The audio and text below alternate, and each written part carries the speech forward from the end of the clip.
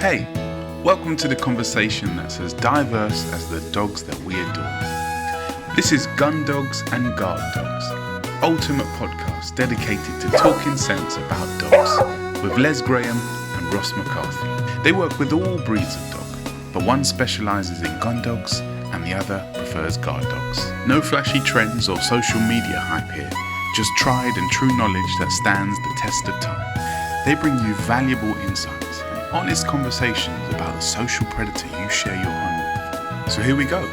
About 45 minutes of gun dogs, guard dogs, good dogs, some maybe not so good dogs, and a dash of gossip. Hello. I was waiting for you to start. Oh, good day to you. Good day to you. How are you? I'm very well, thank you very much. How are you? I'm good.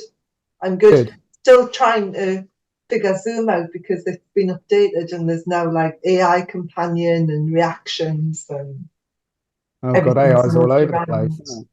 Oh God, yeah. I mean, yeah, you can write a training plan in like 20 strokes. I know I had to do a course on AI the other day, for marking work. Yeah. I did a little course on AI, still none the wiser really, but helpful little tool, isn't it? AI is really useful. I haven't done that course yet. You just reminded me that I need to do it. Won't take you long. Oh, good. No, it won't take you long. Add it to your CPD. Yes. Yeah. When I did handed in my assignment for uni, you have to tick off that you haven't. Well, actually, they say, have you used CPD? No, CPD, that's what you said. Have you used AI? I'm so tired. Have you used AI as part of this assignment? And if you have you used it in this way, this way, this way, or this way? So they're allowing you to use AI, but only in certain circumstances. Like you can't use it to write your essay or anything, but you can use it to sense check. It's all a bit of a minefield, isn't it? The thing is, you can't get it to write an essay because you need to know, you need to have an understanding of the subject, don't you? So you can't, because it could just be rubbish. Well, yeah, but you could easily get it to write an essay. Yeah. Well, you can, but I mean, if you want your essay to be what you think, don't you? Unless it's a generic thing like how do you bake a cake, and then who cares? But if it's an opinion about why dogs display aggression, you'd want it to be. Well, you definitely do not want AI to do that. No, you wouldn't want that at all. It just trawls the internet and pulls a load of old dregs up. It doesn't. It's really funny, the way the algorithms are working on social media. So you could put out absolute nonsense on social media and get quite a few comments. So people could say, "Oh, that's rubbish," or this is nonsense what you're talking. So people could be putting negative comments up, but because of the interaction, it'll rate higher in the algorithm, so more people will see it. Well, I saw a comment the other day. There's a trainer up near you to the right. Glasgow, perhaps. Could be. Up near me to the right is Edinburgh. Up near me to the left is Glasgow. No, looking at the map. Looking at the map, Glasgow's off to the right, isn't it? No, Glasgow's to the left. Edinburgh's east coast, Glasgow's west coast. Well, in the middle. I'll check with my friend Google later and confirm. Okay. You're talking about the dog trainer that's in Glasgow. So, yeah. Well, anyway, he made a post, and a lot of those are rubbish, aren't a lot of ridiculous, appalling. Yeah, ridiculous nonsense. And but people had commented and shared and whatever, and he just put, "Thank you very much, everybody, for all of your comments, good and bad, and for increasing my reach." Yep, exactly. It does, doesn't it? So it just when you disagree with somebody, there was a guy put something up in one of the gun dog groups, and he had it was ridiculous. Honestly, it was ridiculous. He said, "Well, there's my dog at the other end of the field," and it was like across a ploughed field. And he says, "No, I'm not going to call her back because she's having such a good time. and there might be some pheasants, and he went on and on. And basically, he was saying that it's really cruel. It is cruel, and it's punishment to recall your dog back when it's having a good time.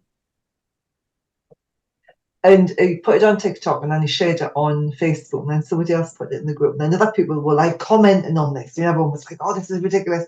And I then did a live video, and I said, "So I've seen this, but I'm not actually sharing it because I'm not going to increase his reach." Yeah, exactly. And that's the thing, you comment, but you don't include the post. No, well, it becomes a really popular post, doesn't it? If everybody's commenting and sharing them, yeah, which you don't want it to be. You don't want it out there. No, so it's how to beat the algorithm is by putting crap out on social media. You want to get a good reach, put crap on social media, people will disagree with you and your range will go right up. Yeah, just make people angry so that they respond, and then there you go. Yeah. Viral sensation. Overnight viral sensation, indeed. There's a lot of that. There's a lot of that. There's a lot of old nonsense goes on, isn't there? Anyway, before we get waylaid with all our problems and spend the next 40 minutes ranting about life, we said last time, and I told you I would check because you thought I'd forget. We said last time we were going to talk about training classes, maybe of use for some of our combined kind of students. Just have a little overview, really, of kind of, because a lot of our students, there's kind of start in training classes, or want to, or are already doing it, or whatever, and it's just how it can be done to the best effect, because really. We're both training instructors, so it's way to start, isn't it? Yeah, exactly. Way to start teaching. So the first thing, what's the first thing? Is that the venue, or is known what you want to teach? Ooh, cool. You do ask these tricky questions. I guess you find a venue, don't you, really? Ooh, I would have said the other thing. Well, you can, all this stuff. This is what I want to teach. This is what I want to teach. You've got nowhere to teach it. But if you don't know what you're going to teach, how do you know what venue you're looking for? Well, oh God, chicken and egg here. So for me, you work out what it is you want to teach first. Well, and then you find the appropriate venue. Because if you're going on venue, then that will restrict what you can teach, because you then have to fit it to the venue, don't you? It will, but the way that you're talking is like there's endless venues that are, throwing themselves. Oh, there are no venues that are dog friendly. No, I mean, it's all right saying, I'd like, most people want somewhere with an inside and an outside, don't they? So you can, inclement weather, you can be inside in, this fabulous training environment. And then when it's lovely, you can be outside, or depending on the exercises you're teaching, you can, switch about. But often it's village hall or private field, isn't it, really? Yeah. I mean, it depends. So for us, because we teach gun dog training, for us, we're looking for a good venue. If you're teaching like puppies and stuff, but even then it's real world training, isn't it? It is real world training. I find people with can you say ordinary dogs, like non-gun dog breeds? Yeah, pet dogs, pet dog owners. Dogs. Yeah, but dogs are pets. But they're less inclined to go and stand on the field week in, way out. They're not going to. Whereas people who've got gun dogs are happy to do that. Yeah, they're not going to do it. I mean, obviously, if you're going to teach working trials or you're going to teach gun dog work, you can't do that in a village hall, can you? No. But like you said, the majority, depending on your target audience, for pet dog training, like basic obedience, pet obedience, so to speak, like you said, the average person is not going to. I mean, I remember years ago speaking to you, because you used to do, 3 days a week on the field? 3 full days on the field. 3 full days. And I remember speaking to you, and obviously you'd have your students would rock up in all weathers, and you'd be outside. Mad fools. Then getting home in the evening and Googling the warmest clothing you could find, all of that stuff, how to stay dry when it never stops raining. And but your people came, didn't they? Because they were passionate about doing it. Whereas the pet dog owners, they're not going to come with a Bichon Frise and stand in your field in all weathers. It's just not not a thing. So I suppose it depends on. I suppose the first thing is you decide what you're going to teach and who to, really, Yeah. and then you And find. and then do you have to work out how long your classes are going to be before you find the venue, or do you find the venue I don't understand the question. now?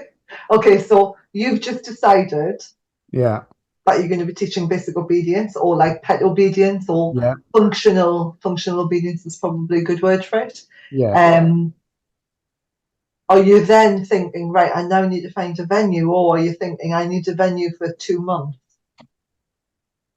Or I would think I need to Because find a venue and then I'll book it. okay, but then it's an issue we've got in Scotland at the minute, is they're only doing short contracts. A lot of the places are only doing short contracts. So if you're thinking, well, I'm going to be teaching 2 months now, between now and, I don't know, say you start your classes in September, Yeah, you get accredited or whatever, and right, I'm going to be teaching between now and Christmas, and I just need a venue for now.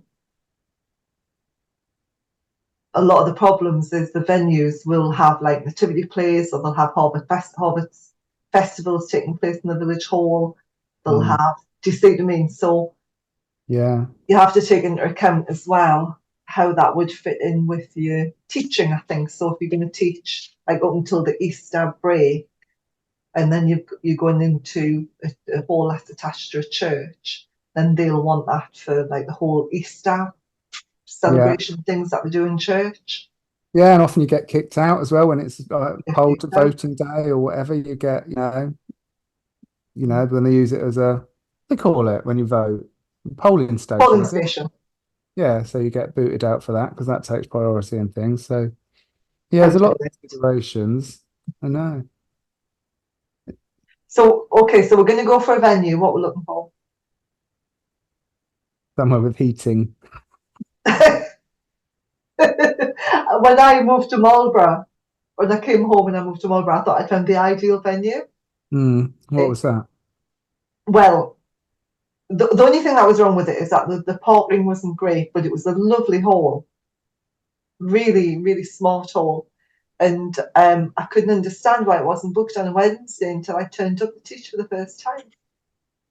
Was back to back with the church, and they had bell ringing practice on a Wednesday night. Oh, perfect. Yeah. Perfect, yeah, great. Couldn't hear a thing. No. Couldn't hear a thing. Sent the dogs in orbit. Yeah, bit of a nightmare, isn't it? I mean, we're really spoiled because we train at the kennel club. So we've got like just nice facilities all round for all weathers, and so when you're looking at other venues like a village hall and things like that, I mean, they're not dog training centres, are they? It's a village hall, isn't No, it? So sure. often, I mean, I trained in a village hall for a long time. Luckily, we had a nice, really lovely, big village hall with like a couple of rooms and, like decent spaces, um, and an outside area as well, which was great, that was enclosed, and a park just around the corner that we're training. So we're really lucky with that. But equally, we had to take like rubber matting for the floor, Yeah. which is a Which is faff. and Yeah, it you've got to take smells. I know, and you've got to take it yourself everywhere, you know what I mean? Lugging it in and out with all your other equipment and things. Whereas if you've got a permanent venue, obviously it's all set up and there, isn't it? And Yeah. to do, but yeah, you've got to make sure safety, you've got, you can't have dogs slipping about all over wooden floors, can you? And things like that. No. That's no good. And some wooden floors are better than the others. The Mm. really old wooden floors are good. If they're very pockmarked, they're normally quite good. Yeah, those are, New yeah, like ones, an old school. yeah, the old school halls. But yeah, I mean, we have to sweep the hall up on the night time. We have to when we finish training tonight, we have to sweep the hall and wash it when we're done. Yeah, yeah, there's Which all is that. 10 o'clock at night. It's not fun. No, there's all those considerations as well. I mean, I used to train the best classes I ran. We used to train on a Saturday morning, Hmm. which was great because then people were fresh. They didn't have to get home from work, go and get their dog, get back out. It wasn't. It was fresh. 10 o'clock Saturday morning. And then of course when you're cleaning up, it's Saturday lunchtime, isn't it? You sweep the floor Yeah, and you've got the nice. afternoon to go home and the rest of your weekend off. And I Uh-huh. did a Tuesday night as well and wasn't so keen on that. Tuesday night in a different venue. The hall wasn't as nice, close to the road, not nice at all. I used to teach in Wootton Rivers Village Hall, and that was quite good. The car park was quite large, and when we did, we did good citizen and good citizen, you have to do the road walking for gold. You have to take Yes, that. yeah. And that was good. It was a village, but because it was a village, there was no pavement. So we No. could only do that like right in the summer. I had to time my classes so gold was done in the summer, so that it was good visibility. Yeah. No, there are lots of considerations. So what else do we have to take into account before we start teaching? Well, whether we've got insurance, Excuse me, insurance. So can you recommend anybody? I would recommend petbusinessinsurance.co.uk or Cliverton. Pet Sanctuary. Never heard of them. They're very good. Cool. They're very good. That's good. Have a little look. Yeah, have a little Google. But I think it's important to, as with all insurance, isn't it? Knowing that you're covered for the things you need to be covered for, really. Definitely. And you need public and professional. Professional indemnity. Professional liability. And the thing with professional indemnity is if you're giving advice, that's what it covers you for. So if everybody gives advice now on social media and you can come back and bite you in the bum. It's like if you're giving handouts, then there's the professional indemnity. Yeah. No, exactly. And I think I'm talking about handouts and stuff. I think we used to do that a lot, but I think now a lot of people do emails. Yeah, and like videos and stuff, don't they? Little tutorials and things to support, the training that you do. And yeah, much more interactive and engaging than a bit of old paper thrown at you at the end of the lesson, isn't it? Oh, yes. Yeah, especially on the field, it'd be like, give them a soggy piece of paper. Yeah, oh no. Yeah, all the writing bleeding down. I have no idea what it says. I never did because that's how the Kenny put them all on the website for me. No, it's really good. I mean, our training, we did have computers then, obviously, it wasn't that long ago, but I used to be given printed handouts, and then they used to bring them back the following week. They had to fill them in. So like Nice. I've done this, that, and that this week. My dog can now do a stay for 2 minutes with no distractions or whatever. Awesome. And then each week they'd have different stuff and have to write down any problems on it and things like that. But of course, now you could do it all electronically, can't you? I mean, I suppose we could have done then, but it wasn't quite as advanced as things are now. No, it would have been nice. No little WhatsApp groups and stuff, you know what I mean? They're quite handy, aren't they, for you? Maybe for your little class groups to. Yeah, very good. And videos as well. Take a video. If somebody's not quite getting it, you just take a video of it. Yeah, you can stick it in your WhatsApp group, can't you? Plus, you can always say, if your classes are cancelled because of the weather or because it's poll day or whatever, and stick it in your WhatsApp group, can't you? Rather than phoning around everybody like you used to. Which is what I've got a Labrador here who's like going, oh, is it that time? Is it that time? Is it nearly dinner time? It is. Nearly walk time. Yeah, same here. I nearly walk time again. Nearly walk time again. He's coming over and letting me know that it's that time of day again. Yes. So, right, so we've got a venue. Got our insurance. Venue, we've got our insurance. What's next? I think we need to know what we're teaching. We need to have a course plan and then session plans. Okay. So with a course plan, how do you go about working out your course plan? So I work out, I don't know whether it's different to other people, but I work out what I want to achieve at the end. So in 8 weeks, what's that? That was Emrys coughing it up. I've been. Oh, was it? Coughing up, I don't know what. He was just having a cough. Yeah, I tend to look at where do I want to be on week 8, because my course is 8 weeks. So where do I want to be on week 8, whether that's your bronze good citizen or whatever you want to achieve. And then I work back from that to see how much lead time I need to teach those exercises. So one of the exercises that I teach in a training class is, it's like a send away really, like running to the cone, dropping down. Yeah. So I teach that. So in order to get to where I want to get, so week 8 for that, I want the owner stood still. Yeah. Giving the dog a command, the dog runs to the cone, drops down, and then they either recall their dog to them or they go over and reward the dog at the cone. That's where I want to be in 8 weeks' time. So in order to get there, I need to start that on week 1. Week 1 or week 2? Week one Yeah. or week two, depending on what I do. So week one, I'll have like intros with no dogs, Uh-huh.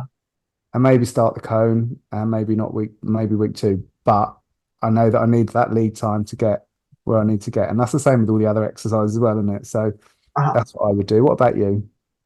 I start with before I even look at the classes, I look at the calendar and I work out. Well, you need to work out your demographics first. If you've got lots of parents coming, Yeah, and if you do, then you need to take into account the school holidays. And so that's what I would do. I start off. totally do. Yeah, Yeah, look at demographics. I used to have, like in Marlborough, I had to take into account Marlborough College as well, because a lot of the parents come training with me had children at Marlborough College, which just got different school times to like the state schools. yeah. So look at the school holidays first. What? Us commoners. I know. It was and so that I used to tie it around that. So I go, right, okay, if I'm gonna stop, nativities. So say for example in December the nativities normally start second week in December. Kids Yeah, break school. So I would say, right, I want to finish my class then, first week in December, and it's going to be 8 weeks, and then I would work back 8 weeks from then. yeah. That's a good. That's good. And so I work out my year first that way. I work out all the school holidays. I don't teach in the summer because it's either too hot if people are on holiday, and so I would do training days or like training walks in the woods or anything. But Yeah, then, from then, once I've got like January to Easter, Easter to summer, and then autumn, then I work out, am I going to do it like start with the beginners in January and go all the way through to more advanced at the end of the year? Do you see? So I try to plan my year that way yeah. around school holidays, and No, it's good. and then I look at the session plan. Yeah, well, I learned, like you said, I mean, I learned, and I'd forgotten about it actually, but I had learned that you don't do pet dog training classes during kids' holidays because people don't come. People don't come. And if they do come, they want to bring their blooming kids, and that ain't happening. So, That was definitely discussed. Look, leave your kids at home. well, I've learned that as well. That's based on experience of people rocking up with their kids. I know, it's interesting, isn't it? And then Well, I don't know if interesting is the right word, but yeah. when I taught in the village hall, it was good because we had a stage We did, yeah. for the kids. If any kids came, they went up on the stage with colouring and pens. Auntie, that thing up.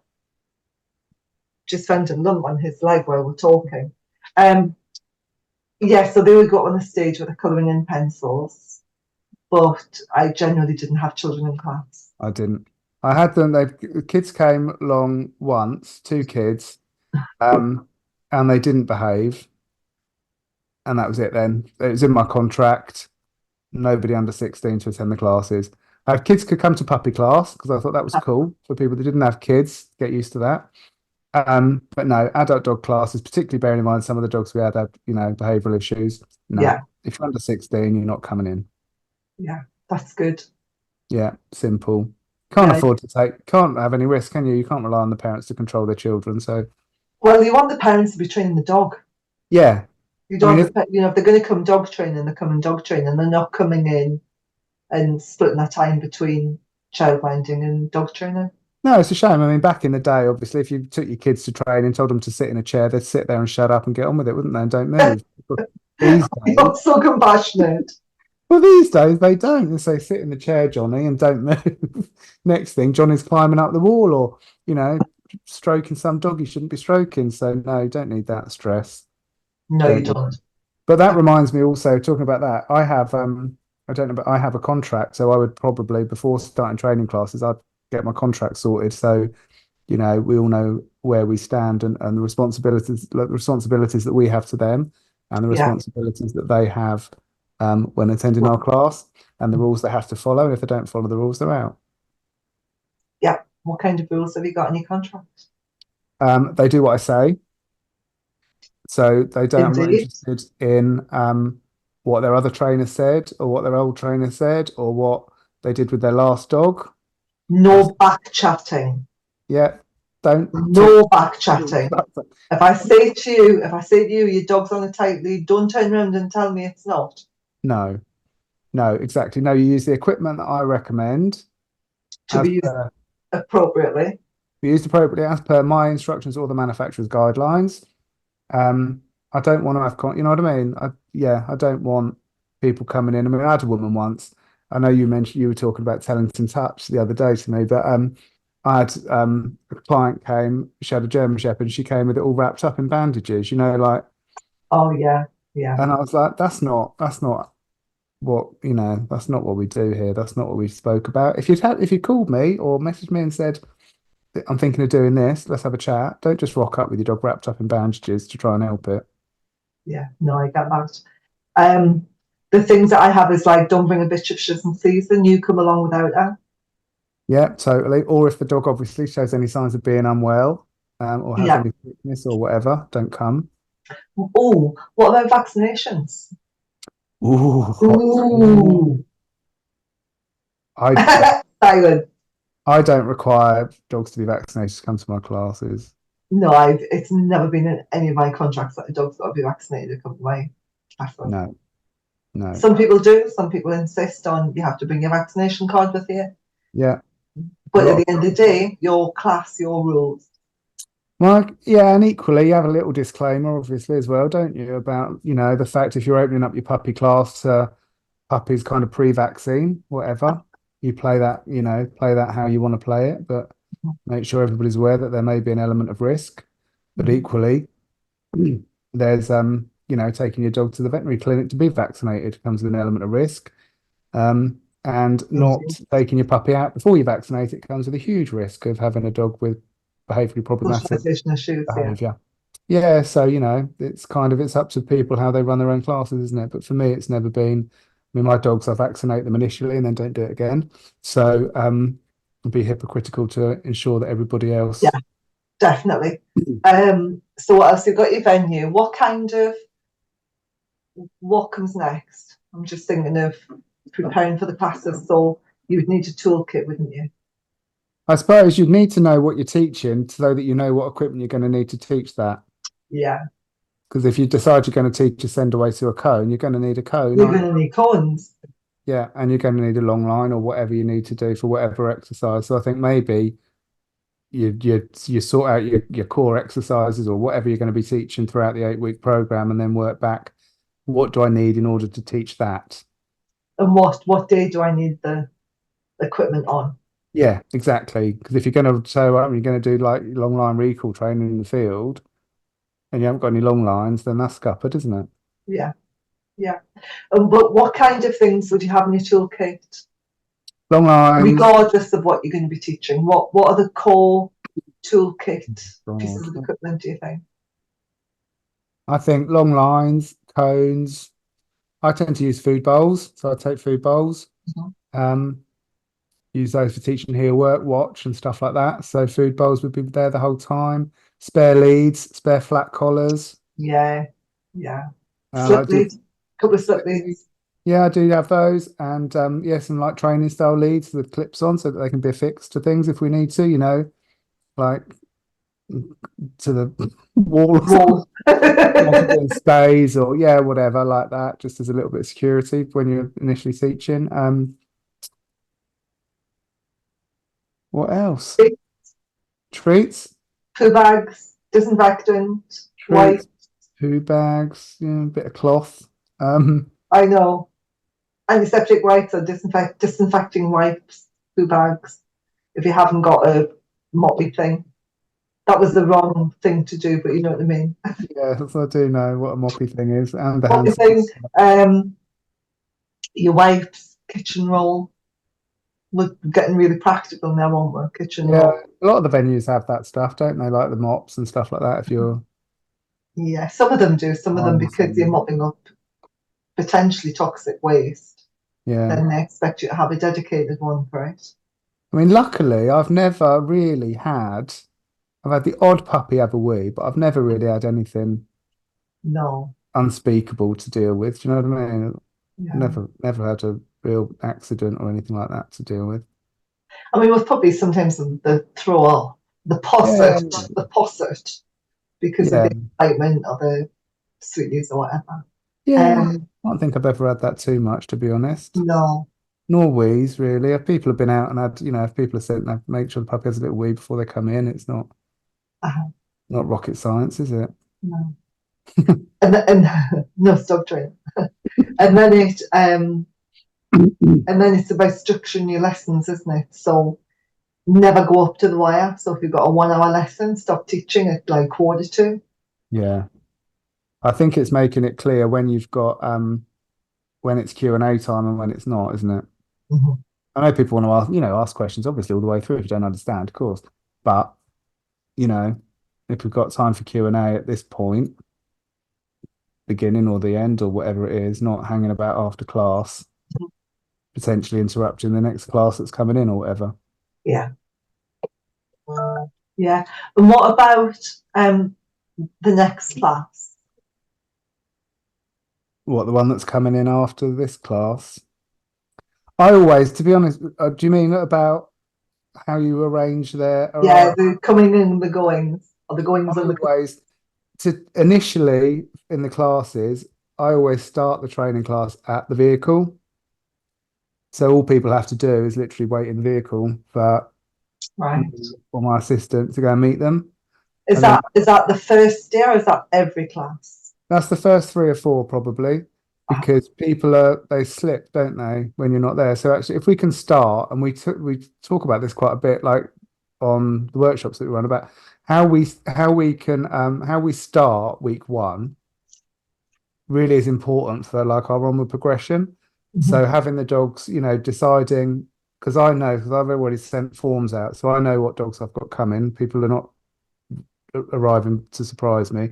So I know what entire male dogs I've got, what neutered bitches I've got, what neutered male, whatever.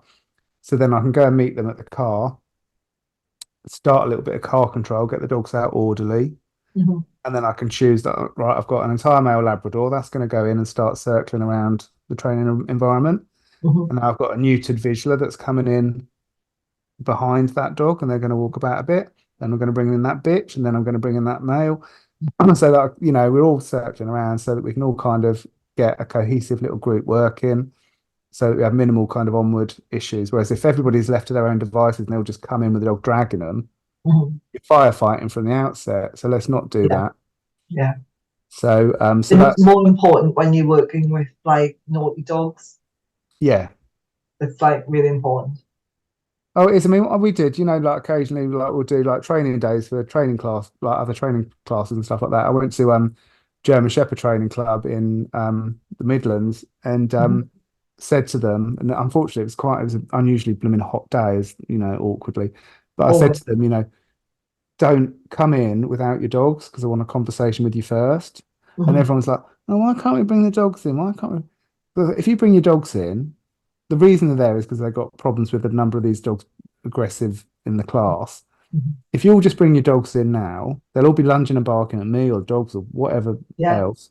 You won't be able to hear what I'm saying, and I'll be on the back foot now, won't I? Whereas if I can have a conversation with you beforehand, say this is what we're going to do, this is how we're going to play it. We'll bring one dog in at a time, and then we had a lovely, calm, Mm. harmonious day. Whereas if I'd been bullied by them into doing what they wanted to do, We've been a free for all.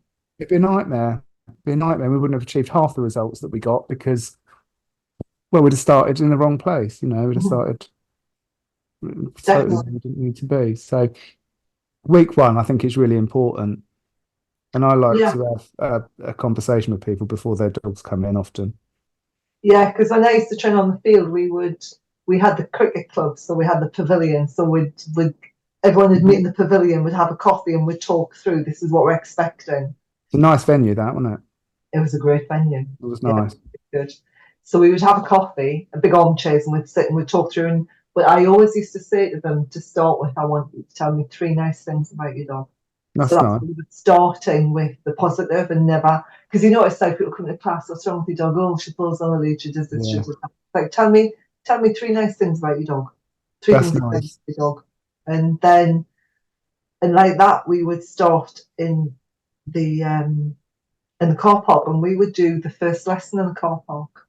Yeah, The whole thing, everything was done in the car park, and it was just like loosely walking and safe. There were 2 things we did.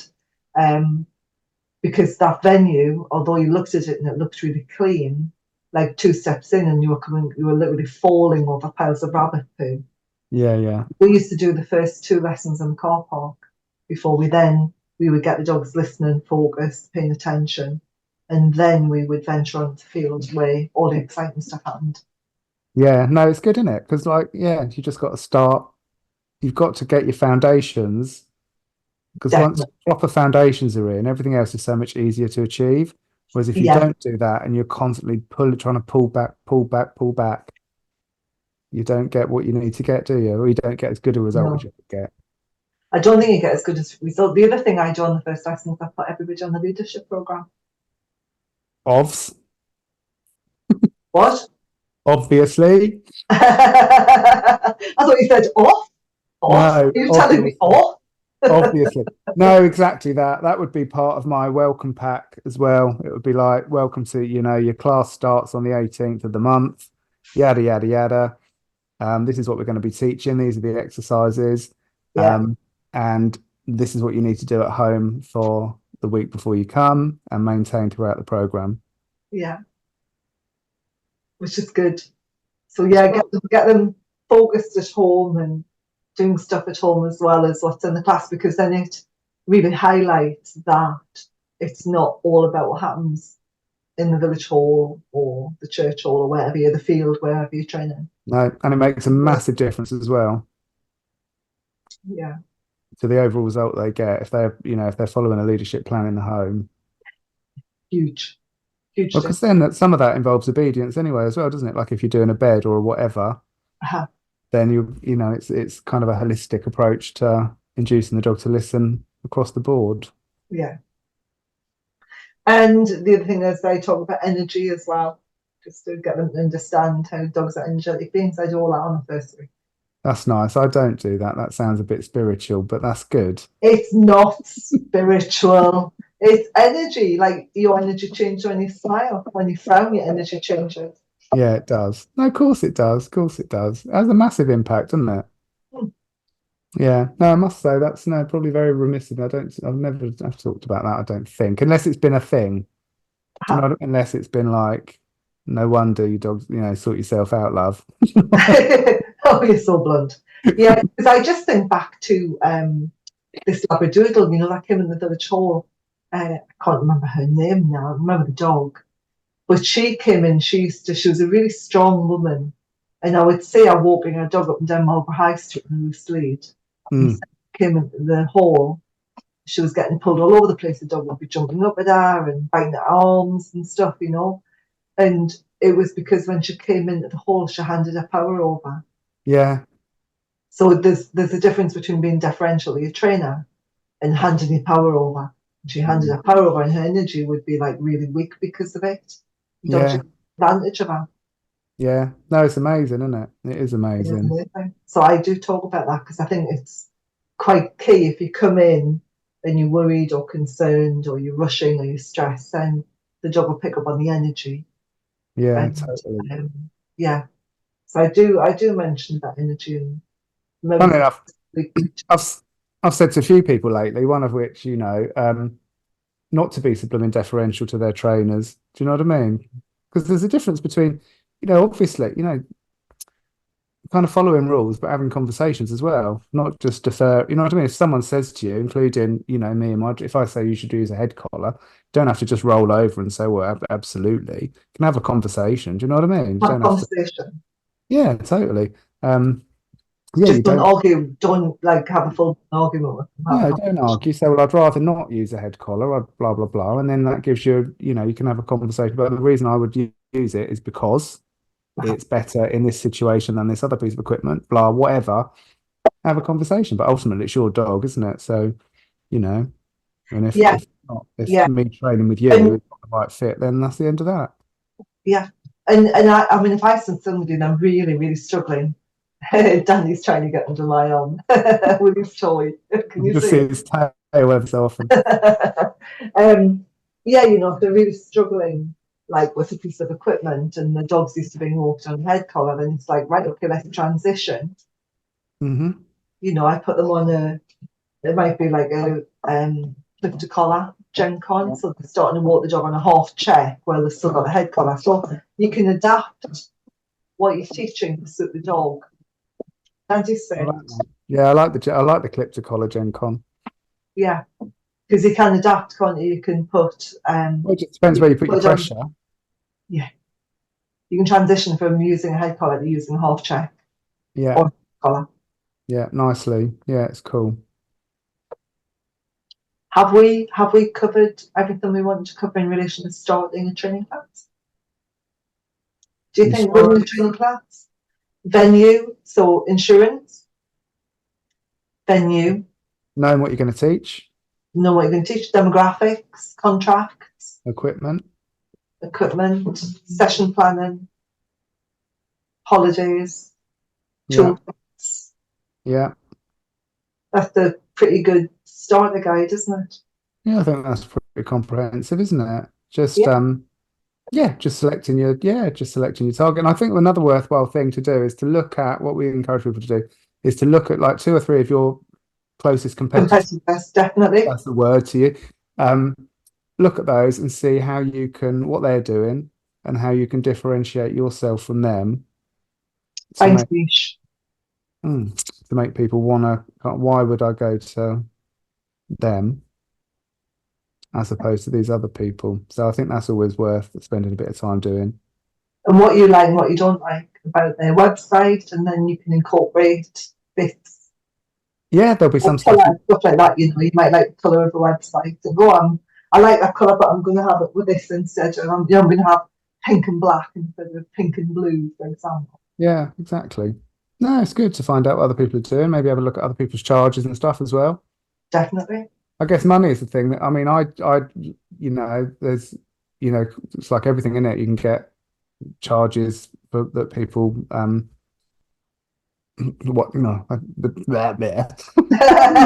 charge varies. But I tend to I put a price on it and then, get paid up front for the whole program, not have people dripping in every week and not turning up and not paying. No, we didn't talk about that. So I used to sell a full course.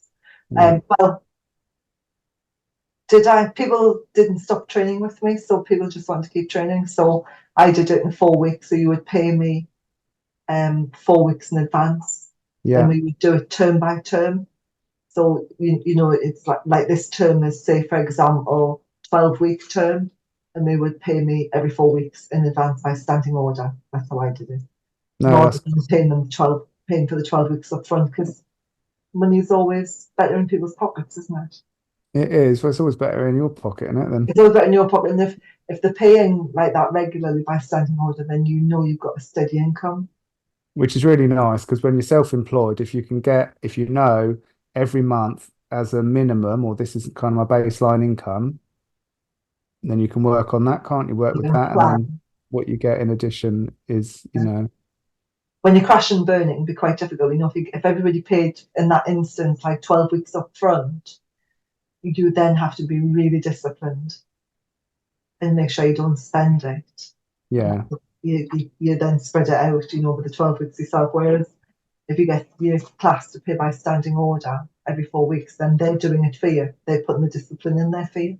Yeah. It is a little bit more of an overhead admin wise, but it works out well for your business. No, it's good. I think it all just depends, isn't it? But I definitely wouldn't have people paying on the day because if they don't come, you don't get paid. And if you're working out if you're hiring a venue, you bought your equipment, you bought your sausages, you bought your your poo bags and everything else. Everything has an expense, doesn't it? And if you've figured out that, and then you've got 1 or 2 no-shows, then that doesn't work for you. No, it doesn't work. And I think people think that when you work with dogs, you should just be doing it for the love and not for the money. But actually, we still have to put food on the table and make sure we've got a roof over our head.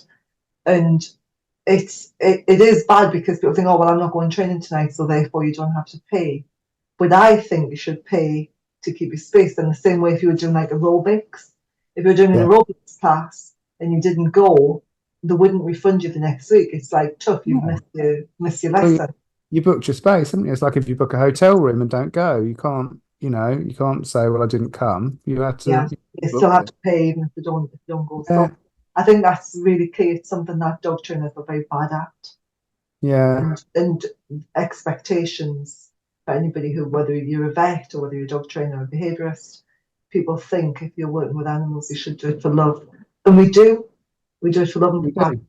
do. If you didn't earn any money, you wouldn't be able to do it, would you? No. Simple as that. But again, that's where your contract comes in, isn't it? I mean, I had in my contract, if you miss more than 2 weeks, you can't come to this course because you've missed too much. You'll have to start another course, and there's no additional charge for that if you do it once. That's cool. That's just my rules. Everybody else will have different ways of playing it, won't they? But I thought if you miss 2 weeks, I can't interrupt the whole rest of the to go back to cover what you've missed. So I did that as if you missed 2 weeks now, because I used to do like a couple hours at a time training. Yeah, me too. If you've missed two weeks in a row, in order to come to that third session, you have to have a one in the middle and you have to pay for it. Good idea. Good idea. I did. So that they could then join the group. They could rejoin the group rather than having to wait until the next group started. Yeah. But then they would have to do a one-to-one to catch up. Good. More money in your pocket, Mrs. Graham. More money, indeed. Indeed. Yeah. And it meant the class were happy because everybody pays the same amount of money for the class. That's always worth remembering. The same amount of time. It's always worth remembering that, because sometimes people try and suck more out of you, don't they? But, you know. They do, and we'll always run the risk of the difficult dogs get the most time. And that's not fair on the people. That's not fair on the people who put the effort in and train the dog through the week. They turn up, they've done the homework. Yeah, somebody's turn up who hasn't done the homework, but the dog's struggling. So you end up spending more time with them rather than the people who've been really diligent doing the homework and so on and so on. Everybody pays the same amount of money. They all should be given the same amount of time and opportunity to improve. Exactly. 100%. Anything else? There's probably lots, but no, not that I can think of. No, I think that's a good little beginner's guide, isn't it? Little beginner's guide to setting up training classes. How's that? Yeah. So we were going to, at some point, we're going to talk about core training exercises, aren't we? Yeah, I guess, and sometimes that'll be a bit different for each of us, won't it? Depending on experience and whatever, but yeah. Yeah, but the core exercises, you got me yawning now. I saw you yawn and you got me yawning. I tried to cover No, you just normally sit just cover my face. Indeed. Yeah, I think the basic exercises are pretty much the same, aren't they? Everything starts with obedience. Yeah, the core exercises are the core exercises, aren't they? But I think sometimes we have one or two different ones depending on, you know. Well, maybe we've covered enough on dog training for now. But maybe we have. Maybe we have. We shall see. So, I think it's dog walking time, do you? It's probably dog walking time, and that's it, really, isn't it? Dog walking and dinner time. Yes. So, have a good one. Yeah, I shall catch you soon for the next exciting instalment of whatever we decide to yes. chat about next time. Okay, well, you have a good one and take it steady. You enjoy sunny Scotland. It's freezing. Oh, well. Why you live there, I don't know. See you later. Yeah. Thanks for listening. It's not just gun dogs and not just guard dogs, but all things canine, as we hope you have discovered. Please like, share and subscribe and help us spread a bit of common sense back into dog ownership. And a review wouldn't go amiss either. Catch up with Lez and Ross again in about 14 days for more canine conversations. Until next time, stay well and enjoy your dogs. Any dog related questions or topics, just drop an email to talk@cfba.uk or message us via facebook.com/gundogs and guard dogs podcast.